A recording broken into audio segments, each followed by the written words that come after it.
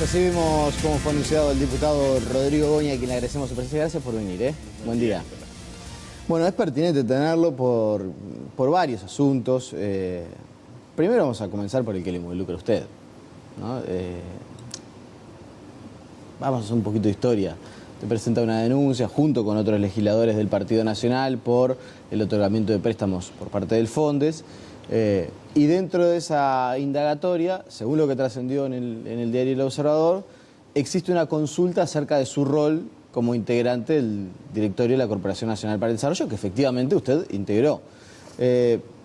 ¿Cómo es la historia? Bueno, primero, antes de la denuncia penal, yo entré como diputado en febrero del 2015 por primera vez, y lo primero que hago al poquito tiempo es pedir una investigación sobre el Fondes. Yo tomo la iniciativa y pido, fue la primera comisión investigadora que se pidió en este periodo parlamentario, creo que mayo, junio del 2015, ¿no? Fue la primera. Después hubo una larga serie de pedidos de investigadores. La primera fui yo sobre el Fondo, la pedí yo. ¿Por qué? Porque me parecía que había que parar de una vez por todas con los errores y los despilfarros y las acciones arbitrarias que yo veía, visualizaba, se estaban dando en el Fondes. Yo estuve en la Corporación para el Desarrollo desde el 2010 hasta el 2012. Allí se empezaron a dar, por parte del Fondes, que no tiene nada que ver con la Corporación para el Desarrollo, hay una confusión, los primeros préstamos. Lo que hacía la Corporación para el Desarrollo, como lo hace para cantidad, lo hace de empresas públicas, es administrar los fondos, como un mero gestor de los fondos. El que diga que yo de alguna forma, como insinuó un medio, de que yo avalaba los préstamos del fondo, eso no es cierto. Eso es solamente puede resultar de un desconocimiento de cómo funciona un fideicomiso. La gente en general no sabe cómo funciona un fideicomiso. El fideicomiso, en este caso, el Estado uruguayo le pidió a la Corporación para el Desarrollo que le administrara, que le gestionara los fondos, que le hiciera los desembolsos de los fondos que le iba a dar al Fondes. ¿Por qué lo hace? Lo hizo con relación al Fondes, pero también lo hace con la infraestructura pública y una cantidad de cosas que hace el Estado. Bueno, porque la corporación allí tiene un aparato administrativo, contable, y es en el mundo de hoy, en vez de andar duplicando servicios de este tipo, se usan este tipo de estructuras. Pero el directorio de la Corporación Nacional para el Desarrollo, ¿no veía los proyectos a los cuales iba destinado el dinero? La Corporación para el Desarrollo no tenía ninguna tarea, ninguna obligación, ni ninguna facultad ni de evaluar los proyectos, ni de aprobar los proyectos, ni tomar ningún tipo de decisión. No solamente porque la ley dice que no es su función como fiduciario, sino además en el contrato, y ahí sí yo tengo muy claro, yo fui el que inicié todo esto.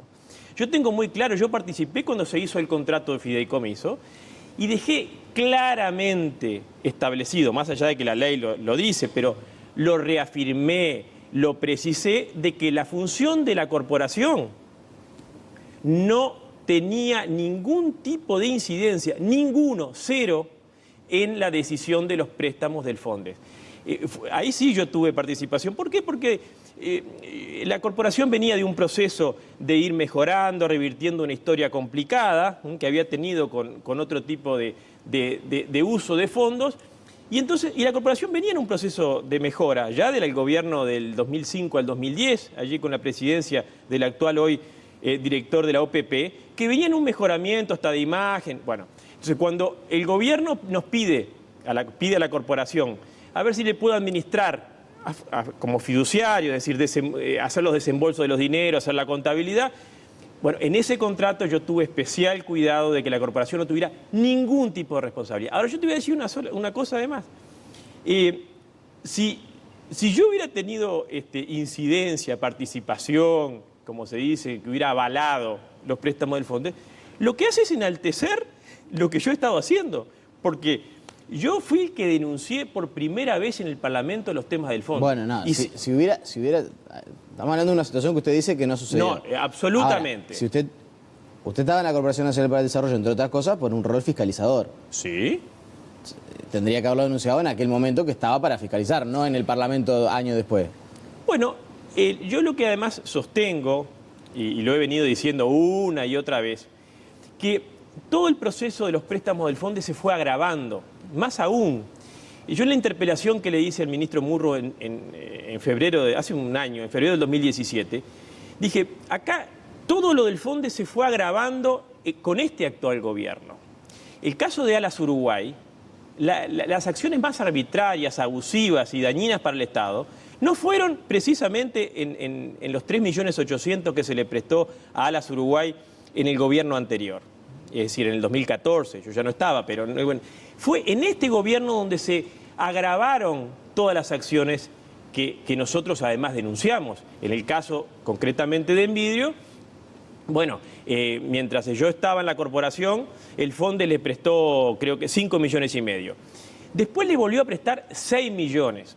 Ahora yo amplié la denuncia de que por otro organismo del Estado se le vuelve a prestar 1,5 millones. Es decir, yo lo que siempre intenté, y por supuesto que con conocimiento de causa, yo trato de meterme en los temas, yo de la causa de la mejora de los niveles y los estándares éticos he hecho mi causa de alguna forma política. Como también, y tú sabes, yo el primer día que entré al Parlamento dije, vamos a hacer una comisión de ética parlamentaria. Me involucraba a mí.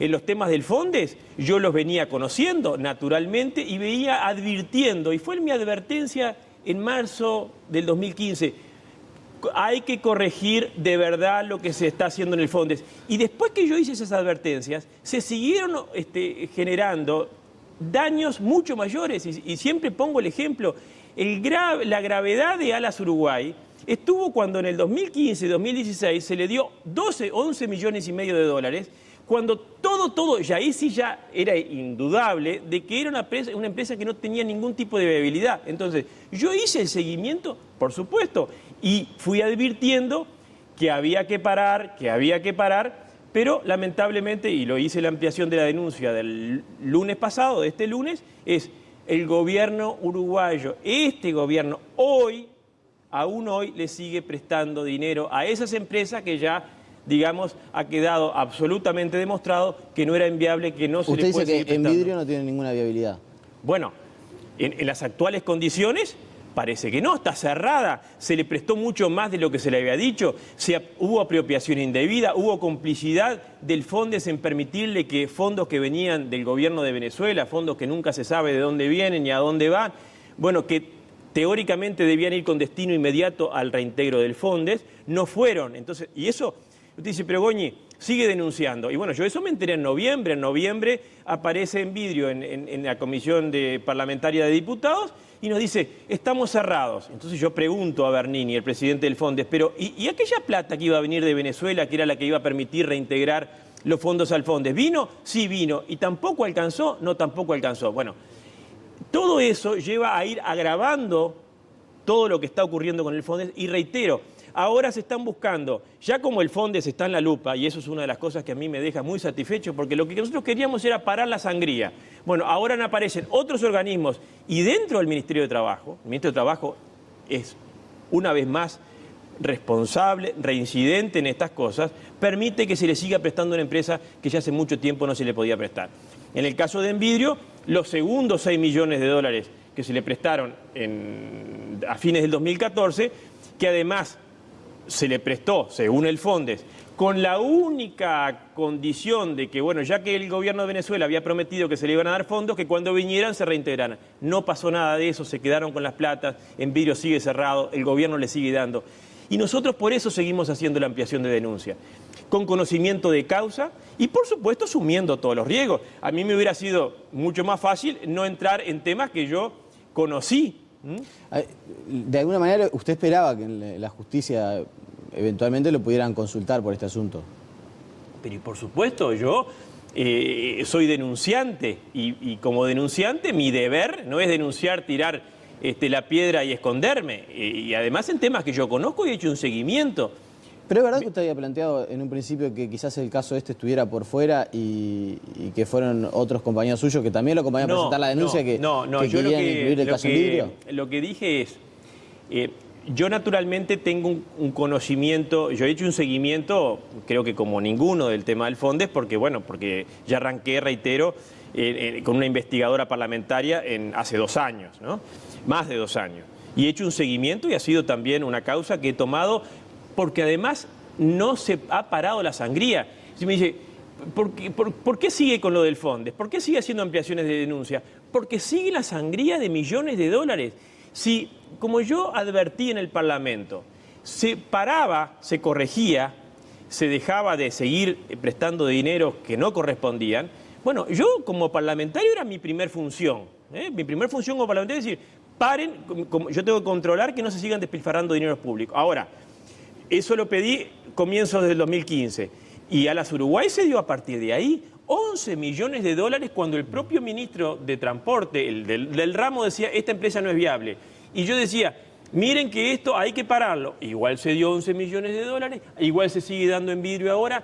Entonces yo no tengo Ahora, más también remedio. También es verdad que existe una nueva ley en torno al otorgamiento de fondos, regulando la actividad del Fondes, y que por lo menos desde ese punto de vista el Poder Ejecutivo dijo que había establecido nuevas reglas para el funcionamiento. ¿Usted qué dice, que no se están cumpliendo? Bueno, pero ahora no es el Fondes en el caso de Envidrio y es otro fondo que es el INEFOP, que está bajo la órbita también del Ministerio de Trabajo, que maneja decenas de millones de dólares y que nosotros nos acabamos de enterar hace unas semanas que les prestó $1,5 millones de dólares a Envidrio, una empresa que está cerrada. Entonces, yo teóricamente se hicieron nuevas reglas sobre el Fonde, nosotros pusimos la lupa sobre el Fonde y ahora se le presta por otro organismo del Estado y dentro del propio Ministerio de Trabajo. Entonces, ¿es dinero en efectivo, no es dinero en capacitación? Es dinero, yo pensé que había sido un dinero para que después de alguna forma, y por eso hablé que puede ser un préstamo encubierto, pero no, se le dio un préstamo directamente a Envidrio cuando está cerrado, cuando ya han quedado demostrado que se le ha dado mucho más dinero del que se podía darle, que no ha pagado, que ya se dio a pérdidas esos fondos. Entonces yo digo, bueno, yo tengo la obligación de seguir machacando. Preferiría dedicarme a otros temas, pero como además estoy convencido de que lo del tema del Fondes es una puntita. ¿Por qué? Porque hasta que no demostremos que no se puede despilfarrar dineros de esta forma, se van a seguir despilfarrando. Lamentablemente, todo lo que advertimos se sigue dando. Nosotros dijimos, miren que si no se determinan las responsabilidades y se evalúan esos temas, se van a seguir prestando. Diciembre del 2017, hace 1 mes y medio, se le volvió a prestar a Envidrio. Bien, usted dijo en alguna de sus respuestas, si es así, yo hice de la ética mi bandera o una de mis banderas. ¿Y ahora que el zapato aprieta en casa? Yo siempre, en 3 niveles, mi acción parlamentaria y como legislador y como dirigente político fue en 3 niveles. Y tengo pruebas de eso.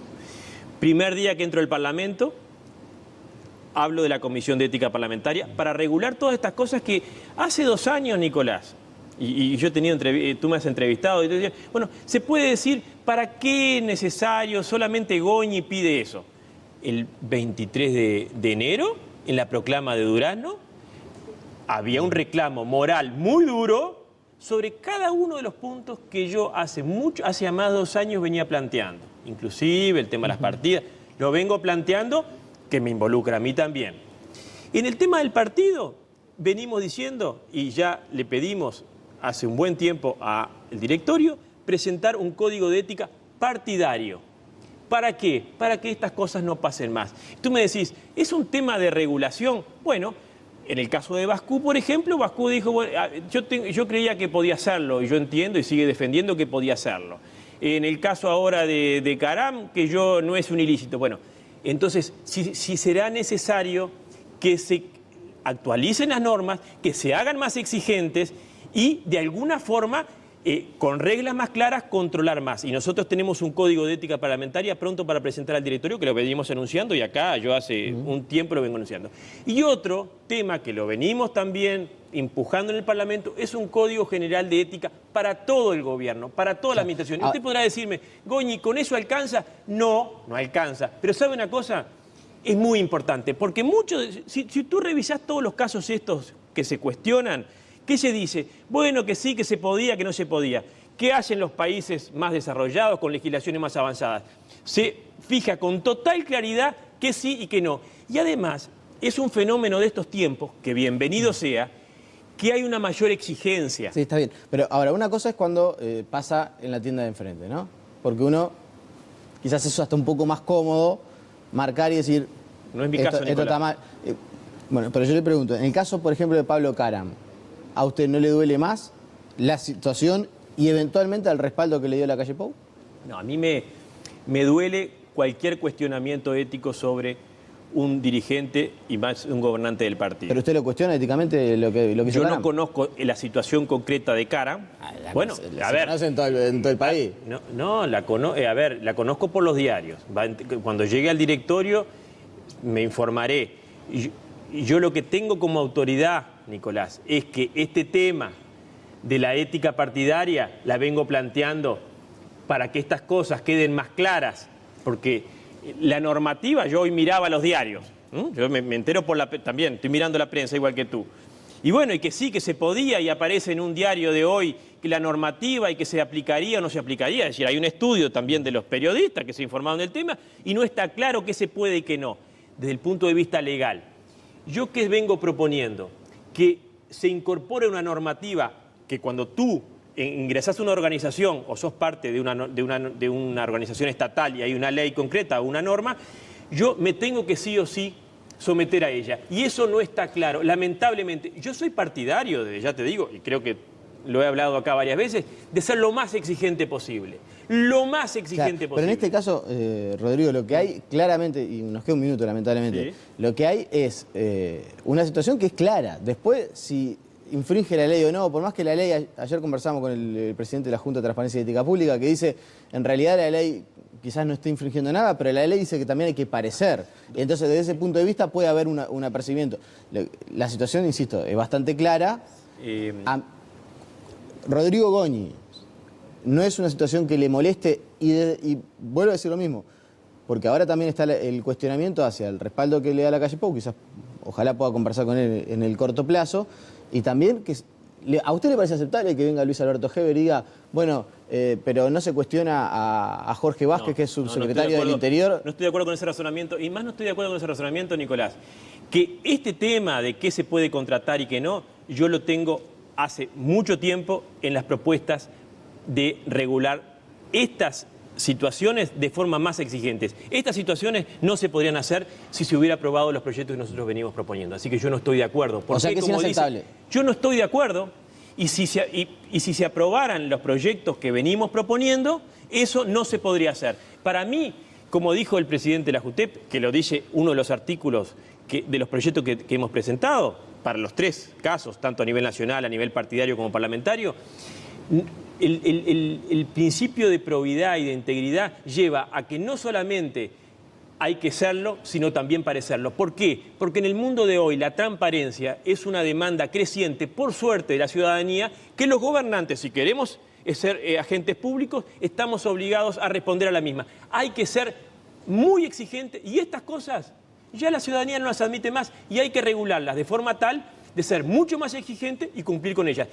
Yo lo que tengo la tranquilidad es de que estas situaciones yo las hubiera regulado hace mucho tiempo. ¿Cómo? No admitiendo este tipo de situaciones. Le pido 30 segundos más a la producción, le pido disculpas, pero usted no es del palo político. Usted viene del sector empresarial. ¿Estas cosas no le quitan un poco el ánimo? Yo mi primer cargo... Porque quedó solo, o sea, en el tema de ética Nico, no se la llevó nadie, ni en el Frente Amplio, ni en el Partido Nacional. Mi primer cargo público fue como director único de subsistencias, en el año 2000. ¿Sabe lo que hice con subsistencias? Pedí el cierre y la cerré. ¿Sabe quién fue el único que quedó sin trabajo? Yo, porque yo era el único director. Todos los demás fueron a la función pública, a ver si fue por ley. ¿Por qué cerré subsistencias? Porque lo único que hacía era perder plata para el Estado y no cumplía ninguna función. Desde el 2000...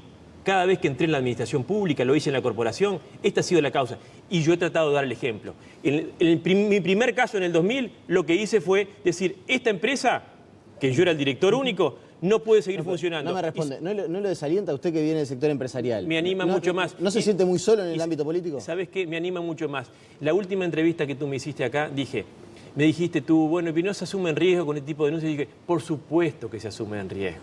Cada denuncia de estas que yo hago en el tema del fondo, yo asumo riesgo. ¿Y sabe qué? Lo hago absolutamente convencido. Y cuando ayer un diario decía, bueno, que Goñi podía haber avalado, yo digo, bueno, es parte de la cosa.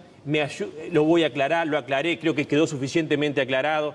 La corporación no avalaba ningún tipo de créditos de préstamos del Fondes, el Fondes es otra cosa, pero aún así, si yo lo hubiera avalado, lo que estaría enalteciendo mi actitud de igual denunciar estos casos. Rodrigo Goñi, le agradecemos. Gracias a ti. La pausa y seguimos con muchas más noticias.